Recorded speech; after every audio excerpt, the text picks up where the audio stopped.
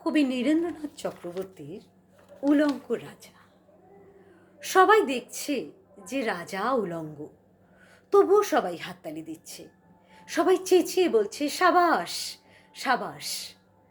কারো মনে সংস্কার, কারো ভয়, কেউ নিজের বুদ্ধি অন্য মানুষের কাছে বন্ধক দিয়েছে, কেউ বা পরান্নভোজী, কেউ বা কৃপা প্রার্থী, উমেদার প্রবঞ্চক।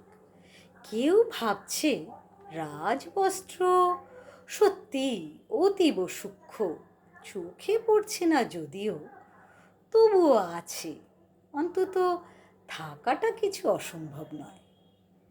গল্পটা সবাই জানে, কিন্তু সেই গল্পের ভিতরে শুধু প্রশস্তি বাক্য উচ্চারক কিছু আপাদমস্তক ভীতু ফন্দিবাজ অথবা নির্বোধ স্তাবক ছিল না, একটি শিশুও ছিল, সত্যবাদী, সরল, সাহসী একটি শিশু।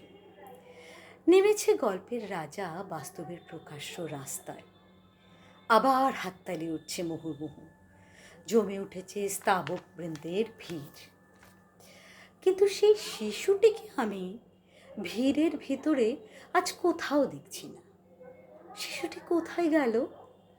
কেউ কি কোথাও তাকে কোনো পাহাড়ের গোপন গুহায় লুকিয়ে রেখেছে, নাকি সে পাথর, ঘাস, মাটি নিয়ে খেলতে খেলতে ঘুমিয়ে পড়েছে কোনো দূর নির্জন নদীর ধারে, কিংবা কোনো প্রান্তরে গাছের ছায়া?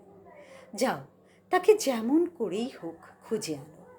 সে এসে একবার এই উলঙ্গ রাজার সামনে নির্ভয় দাঁড়াক। সে এসে একবার এই হাততালির ঊর্ধ্বে গলা তুলে জিজ্ঞাসা করুক, রাজা, তোর কাপড় কোথায়?